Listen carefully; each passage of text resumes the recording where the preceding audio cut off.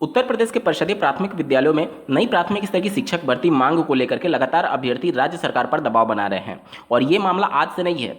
उस समय जब 69,000 शिक्षक भर्ती का विज्ञापन जारी हुआ तो 2017 बैच ने सबसे ज़्यादा शिक्षा विभाग में और राज्य सरकार पर दबाव बनाया कि इस भर्ती को थोड़ा सा पोस्टपोन कर दिया जाए। उस समय राज्य सरकारों के द्वारा और जो आयोग पीएनपी जो उस समय परीक्षा कंडक्ट कराती थी, उन्होंने साफ तौर पर कहा कि ये अंतिम भर्ती थोड़ी है, इसके बाद तुरंत आपको शिक्षक भर्ती में सम्मिलित होने का मौका मिलेगा। वो समय और आज का समय 2017 बैच सबसे ज़्यादा सफ़र करने वाला बैच है, क्योंकि उनके आंखों के सामने से भर्ती निकल गई और उस बात को 6 साल हो चुके हैं। दिसंबर 2018 में अंतिम बार शिक्षक भर्ती का विज्ञापन जारी हुआ था। सबसे ज़्यादा सफ़र ऐसे अभ्यर्थी किए हुए हैं जो कि उस समय अब उनका बैच कंप्लीट हो रहा था और 6 साल से बैठे हुए हैं इस आस में कि उत्तर प्रदेश के परिषदीय प्राथमिक विद्यालयों में शिक्षक भर्ती का विज्ञापन जारी होगा।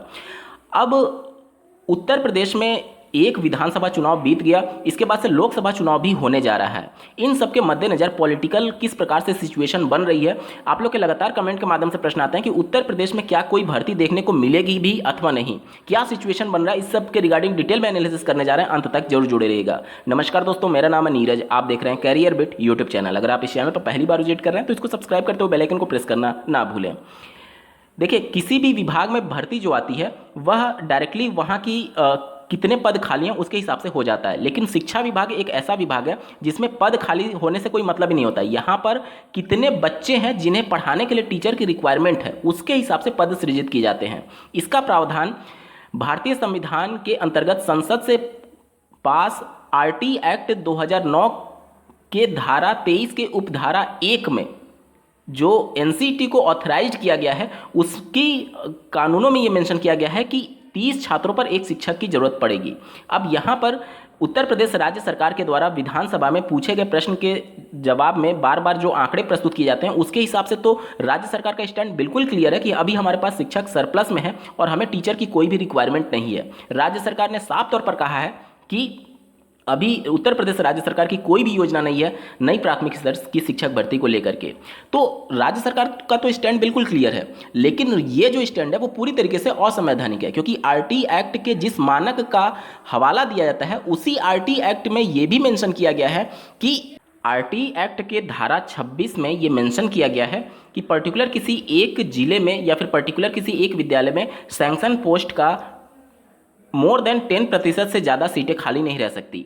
और साथ ही साथ इसी आरटी एक्ट में ये भी मेंशन किया गया है कि छात्र शिक्षक अनुपात तैयार करने में जो भी शिक्षा मित्र हैं और जो भी अनुदेशक हैं उनको काउंट नहीं किया जाएगा। बावजूद इसके असंवैधानिक तरीके से उत्तर प्रदेश राज्य सरकार के द्वारा शिक्षा मित्रों को और अनुदेशकों को काउंट करके छात्र शिक्षक अनुपात मानक से नीचे बताया जाता है। लेकिन अब राज्य सरकार जो दावा कर रही है उसी के अनुसार आपको रिलाई करना पड़ेगा और आपको ये समझना पड़ेगा कि जो आंकड़े उनके द्वारा प्रस्तुत किए गए हैं उन आंकड़ों के हिसाब से उत्तर प्रदेश राज्य में अभी आने वाले 2-3 साल तक शिक्षक भर्ती की कोई ज़रूरत ही नहीं है। क्यों? क्योंकि टीचर सरप्लस में है। जो मानक 30:1 का है उस मानक से भी नीचे जा चुका है शिक्षा मित्रों को शामिल करते हुए।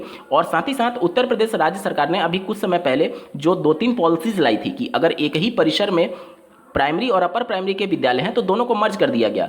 और इसके वजह से एक तो प्रिंसिपल का पोस्ट खत्म हुआ। कैसे? पहले अपर प्राइमरी का प्रिंसिपल अलग होता था, प्राइमरी का प्रिंसिपल अलग होता था, लेकिन इन दोनों के मर्ज होने की वजह से दोनों विद्यालयों के लिए एक प्रिंसिपल हुआ। तो एक तो वहाँ से वो चीज़ें खत्म हुई। और दूसरा, आपको ये भी चीज़ें समझनी होंगी कि जैसे मान लीजिए कि जो प्राइमरी का प्रिंसिपल होता है और अपर प्राइमरी का जो असिस्टेंट टीचर होता है, दोनों का रैंक समान है। जब भी प्राइमरी से अपर प्राइमरी में प्रमोशन होता है एज ए असिस्टेंट टीचर, तो उसके पास 2 विकल्प होते हैं, या तो प्राइमरी का वो प्रिंसिपल बन जाए या तो अपर प्राइमरी का वो असिस्टेंट टीचर बन जाए। तो इस कंडीशन में जब विद्यालय मर्ज हुए तो चूंकि कैंडिडेट को एक साथ पढ़ाने जैसी सुविधाएं हुई, उस हिसाब से वहाँ से टीचर के भी पद कम हुए। इसके अलावा राज्य सरकार ने एक और पॉलिसी लाई थी कि ऐसे विद्यालय जिसमें 30 से कम बच्चे हैं उन विद्यालयों को बंद करके अगले 1 किलोमीटर में जो अगला विद्यालय होगा उसमें उस विद्यालय के बच्चों को मर्ज कर दिया जाएगा। तो इससे भी कहीं ना कहीं इम्पैक्ट पड़ा और शिक्षकों में के पदों में काफ़ी कमी देखने को मिला। इसी वजह से आपने देखा होगा जो पीएबी की रिपोर्ट है, जो कि 2019-20, 2020-21, 22-23 में जो आंकड़े चल रहे थे, 5 लाख समथिंग जो सैंक्शन पोस्ट थे, उसमें भारी कमी देखने को मिला और 1,39,000 बहुत बड़ा आंकड़ा है। 1,39,000 शिक्षकों के पद समाप्त हो चुके। ये क्यों समाप्त हुए? ये इसी वजह से समाप्त हुए, इन पॉलिसीज की वजह से। एक तो विद्यालयों का मर्ज होना, वहां से एक प्रिंसिपल का पोस्ट खत्म होना और असिस्टेंट टीचर का एक पोस्ट खत्म हो जाना, इन सब की वजह से, और जो 30 बच्चों से कम छात्र थे किसी विद्यालय में, उन विद्यालयों का बंद होना, ऐसे ही प्रमुख कारण थे कि जो सैंक्शन पोस्ट पहले 5.5 लाख हुआ करता था वो अब 4.5 लाख के आसपास, मतलब कि 1,39,000 के आसपास सीधे तौर पर आप कह लीजिए कि पद समाप्त हो चुके हैं, सैंक्शन पोस्ट को खत्म कर दिया गया है। तो ये सभी कारण हैं शिक्षक भर्ती ना आने का। सरकारें अपने हिसाब से काम करती हैं, उनके द्वारा लगातार इस प्रकार के एक्ट लाए जाते हैं। उससे पहले उत्तर प्रदेश में गार्गी योजना लाई गई थी, जहां पर एक जिला बेसिक शिक्षा अधिकारी के द्वारा ये प्रपोजल रखा गया था कि कोई एक महिला केवल ग्रेजुएशन भी होगी तो उसको असिस्टेंट टीचर के तौर पर एडहॉक पर रख लिया जाएगा। लेकिन जब अभ्यर्थियों ने उसका विरोध किया तो उस नियमावली को वापस लिया गया। आपने देखा होगा कि किसान कानून पहले लाए गए, लेकिन जब किसानों ने इसका विरोध किया तो उसका वापस लिया गया। हम लोग एक लोकतांत्रिक देश में रह रहे हैं, और अगर कोई भी कानून बनता है जिससे अगर आम जनता को प्रभावित हो रही है, आम जनता उससे प्रभावित हो रही है, आम जनता के लिए नुकसान है, तो निश्चित तौर पर उसका विरोध करने का अधिकार सभी के पास है। ये संविधान अधिकार दे रही है, कोई राज्य सरकार आपसे छीन नहीं सकती है। उसी संविधान के अधिकार का प्रयोग करते हुए अभ्यर्थियों के द्वारा नई प्राथमिक स्तर की शिक्षक भर्ती के लिए फिर से एक बार धरना प्रदर्शन का आयोजन किया गया है। मैं फिर से वर्ड यूज तो कर रहा हूं, लेकिन ये धरना प्रदर्शन कई हफ्तों से चल रहा है लखनऊ के इको गार्डन में। लेकिन 26 फरवरी 2024 को एक बड़े स्तर पर अभ्यर्थियों के द्वारा धरना प्रदर्शन रखा गया है ताकि सरकारों तक अपनी मांगों को वो पहुंचा सके।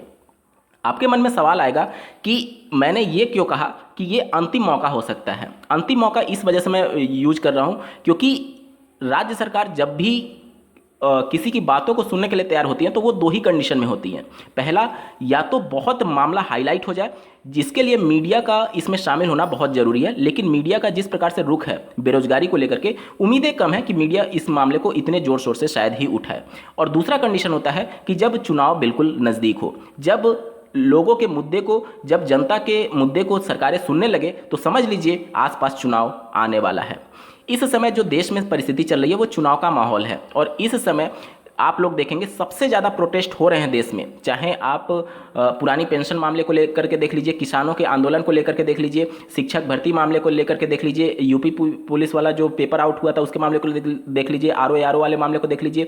अलग अलग संगठन अपनी मांगों को लेकर के धरना प्रदर्शन कर रहे हैं, क्योंकि लोगों को भी पता है, संगठनों को भी पता है कि इस समय ही केवल सरकारें सुनेंगी। एक बार चुनाव जीत जाने के बाद से कोई सरकार नहीं सुनती है। ये पर्टिकुलर किसी एक पार्टी की बात नहीं है, ये सभी पार्टियों का यही रवैया रहा है। आप पास्ट में उठा करके देखेंगे तो यही रवैया रहा है। तो ये एक अंतिम समय है, क्योंकि सरकार तो वैसे भी बोल रही है कि हमारे पास टीचर सरप्लस में है, आने वाले 2-3 सालों तक शिक्षक भर्ती की कोई ज़रूरत ही नहीं है, क्योंकि जितने टीचर सरप्लस में है अगर उतने बच्चे एडमिशन भी लेते हैं, ध्यान से समझिए, छात्रों के संख्या के आधार पर ही कितने टीचर रिक्वायरमेंट है ये चीज़ें तय होंगी। तो जितना बच्चे भविष्य में जाकर के एडमिशन लेंगे, वो तो अभी पुराना जो सरप्लस में है टीचर, उसी को केवल एक तरीके से उसको मैनेज कर रहे होंगे। जब वो चीज़ें मैनेज हो जाएंगी तब तो जब नए बच्चे एडमिशन लेंगे तब टीचर की रिक्वायरमेंट पड़ेगी छात्र शिक्षक अनुपात के हिसाब से। तो उस हिसाब से अगर आप देखेंगे तो अगर ये सोच रहे हैं कि राज्य सरकार जब शिक्षक भर्ती देना चाहेगी तब हम लोग शिक्षक भर्ती में शामिल होंगे, तो उस उम्मीद में आप भूल जाइए। उस उम्मीद में आने वाले 2 से 3 साल तक शिक्षक भर्ती की कोई भी उम्मीद नहीं है, क्योंकि टीचर अभी सरप्लस में, और जो आंकड़े बताए गए हैं विधानसभा में उस हिसाब से 2-3 साल तक शिक्षक भर्ती आने की उम्मीद नहीं है। और 2-3 साल अगर आज से जोड़ें तो 2024 में हम लोग हैं, 2027 3 साल बाद आ जाएगा, और इसी ही समय 2027 में आने वाले 3 साल बाद आचार संहिता लग रही होगी और विधानसभा के चुनाव हो रहे होंगे। तो अगर इस समय भर्ती नहीं आती है तो यकीन मानिए 2027 से पहले, मतलब कि कह लीजिए 2026 वाला जो फाइनेंशियल ईयर होगा उस समय शिक्षक भर्ती आने की संभावना बनेगी, क्योंकि उसके बीच में आप किसी भी मुद्दे को लेकर के राज्य सरकार को घेर ही नहीं सकते। यही एक समय है जिसके आधार पर आप राज्य सरकार को घेर सकते हैं, क्योंकि उत्तर प्रदेश में लोकसभा की सबसे ज़्यादा सीटें हैं और बिना उत्तर प्रदेश को जीते कोई भी पॉलिटिकल पार्टी केंद्र में सरकार नहीं बना सकती है। इस वजह से राज्य सरकार को भी पता है और साथ ही साथ केंद्र सरकार को भी पता है कि बिना उत्तर प्रदेश की मांगों को सुने और इसको दरकिनार करके केंद्र में सरकार नहीं बन सकती। इस वजह से इस समय जो भी आवाज़ें उठेंगी उस पर राज्य सरकार और केंद्र सरकार पूरी तरीके से ध्यान देगी। आप लोगों ने देखा होगा कि उत्तर प्रदेश पुलिस विभाग की जो भर्ती का पेपर कैंसिल किया गया है, वो क्या इतना आसान काम था पेपर कैंसिल करवा पाना? अभ्यर्थियों का जिस प्रकार से इस मामले को लेकर के विरोध प्रदर्शन जताना हुआ हो, या फिर पॉलिटिकल पार्टी जिस तरीके से मुखरता से इस मुद्दे पर बोल रही है, मीडिया भी धीरे धीरे विवश हो गई इस मुद्दे को उठाने के लिए। उसके बाद से चूंकि ये मामला पॉलिटिकल ना बन जाए और कहीं लोकसभा चुनाव में इसका खामियाजा ना भुगतना पड़े, इस वजह से राज्य सरकार ने तुरंत इस पर एक्शन लिया और पेपर लीक वाले मामले में पेपर को रद्द कर दिया। अब यहाँ पर आपके मन में सवाल आएगा कि इसी प्रकार का माहौल तो विधानसभा चुनाव 2022 में भी बना था। लेकिन देखिए 2022 वाला जो मुद्दा था, जिसमें पूर्व बेसिक शिक्षा मंत्री जी ने 17,000 पदों पर प्रेस विज्ञप्ति भी बाकायदा जारी की कि हम शिक्षक भर्ती जारी करेंगे, लेकिन चुनाव फिर से वही पार्टी जीतती है, लेकिन जो बेसिक शिक्षा मंत्री थे वो चुनाव हार जाते हैं। इस वजह से वो परिस्थिति अलग हो गई। यहाँ पर जो चुनाव है वो केंद्र सरकार के लिए, राज्य सरकार के लिए नहीं है। लेकिन राज्य सरकार की यहाँ पर रोल बहुत अहम है, क्योंकि उत्तर प्रदेश में 80 सीटें हैं, जो सबसे ज़्यादा हैं पूरे देश भर में लोकसभा की सीटें। इस वजह से राज्य सरकार का भी बहुत ज़्यादा रोल रहेगा इस लोकसभा चुनाव में। इस वजह से यहाँ पर चूंकि राज्य के लिए चुनाव नहीं है, तो यहाँ पर ना तो बेसिक शिक्षा मंत्री बदलेंगे और ना ही उत्तर प्रदेश की सरकार बदलेगी, लेकिन यहाँ के वोटर्स को लुभाएगी केंद्र सरकार के लिए। तो इस वजह से यहाँ पर अगर इस प्रकार का कुछ माहौल बना, पॉलिटिकल चीज़ें बहुत ज़्यादा हाईलाइट हुई, तो निश्चित तौर पर राज्य सरकार कुछ इस प्रकार का एटलीस्ट कुछ दावा तो कर सकती है कि हम इतनी शिक्षक भर्ती देने जा रहे हैं। उसके बाद कम से कम मीडिया के माध्यम से या फिर किसी भी माध्यम से घेर तो सका जा सकेगा भविष्य में जाकर के 2027 से पहले, 2026 से पहले, कि एटलीस्ट जो आपने वादा किया था उस वादे पर कायम रहिए और शिक्षक भर्ती दीजिए। लेकिन अगर ये सभी चीज़ें इस समय नहीं होती हैं तो राज्य सरकार बिल्कुल स्वतंत्र हो जाएगी, क्योंकि इसके बाद कोई आपके पास मौका नहीं मिलेगा राज्य सरकार को घेरने के लिए। लोकसभा चुनाव बीतने के बाद से एक अंतिम मौका आपको 2027 में मिलेगा। उस बात को अभी 3 साल है, तो अगर आप 3 साल तक वेट कर सकते हैं शिक्षक भर्ती के लिए, तब तो निश्चिंत होकर के घर में बैठिए। लेकिन अगर आपको लगता है कि शिक्षक भर्ती 6 साल से नहीं आई है और अब आनी चाहिए, तो आपको निश्चित तौर पर सड़कों पर उतरना चाहिए और राज्य सरकार को कम से कम याद ये दिलाना चाहिए कि हम कुछ नया नहीं मांग रहे हैं। आपने हमें ट्रेनिंग दिलाया है, बीएड बीटीसी हर साल हो रहा है, हमें ट्रेनिंग दिलाया गया है इसी चीज़ के लिए, तो एटलीस्ट शिक्षक भर्ती तो निकालिए। आपसे 1 लाख पद नहीं मांगे जा रहे हैं। एटलीस्ट छात्र शिक्षक अनुपात के हिसाब से, संवैधानिक रूल के हिसाब से, आरटी एक्ट के मानक के हिसाब से जो पद सृजित हैं, जो पद बन रहे हैं, एटलीस्ट उतने ही पद पर दे दीजिए। आप 6 साल से भर्ती का विज्ञापन नहीं जारी करते हैं। अगर इन 6 सालों में देखिए, राज्य सरकार का ये स्टैंड बिल्कुल क्लियर रहता है कि जब भी चुनाव होगा तो हम शिक्षक भर्ती देंगे।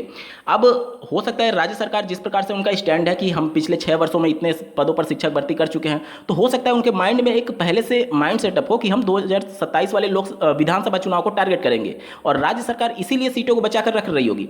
राज्य सरकार अगर चाहे तो जिस प्रकार से बिहार में चीज़ें चल रही हैं कि आप 6 साल, 7 साल, 10 साल सीटों को क्यों बचा करके रखते हैं। मान लीजिए 50,000 आपको वैकेंसी देना है, तो एटलीस्ट उसको हर साल दीजिए, 5-5 हज़ार ही दीजिए, 4-4 हज़ार दीजिए, 2-2 हज़ार ही दीजिए, लेकिन हर साल दीजिए। इससे एटलीस्ट बच्चों को ये विश्वास रहेगा कि इस साल मेरा नहीं हुआ तो अगले साल हो जाएगा। लेकिन इस प्रकार से इस पूरे मामले को ऐसे उलझा दिया जाता है कि अभ्यर्थी भी परेशान है कि आखिर जाए तो जाए कहाँ। एक तो भर्ती नहीं आ रही है, जो भर्ती आ रही है उसका पेपर आउट हो जा रहा है। तो यही एक समय है जहाँ पर राज्यों को घेरा जा सकता है। इसके बाद अगर चूके तो शिक्षक भर्ती की संभावना 2027 से पहले आने की लगभग शून्य हो जाएगी। तो जितने भी अभ्यर्थी इस उम्मीद में बैठे हुए हैं कि शिक्षक भर्ती 2027 से पहले आनी चाहिए, तो आप सभी 26 फरवरी 2024 के इस धरना प्रदर्शन में सम्मिलित होकर के अपना योगदान दे सकते हैं शिक्षक भर्ती के मांग को लेकर के और अपनी आवाज़ बुलंद कर सकते हैं। इस वीडियो को देखने के लिए आपका बहुत बहुत धन्यवाद। भगवान करे आपका दिन शुभ हो।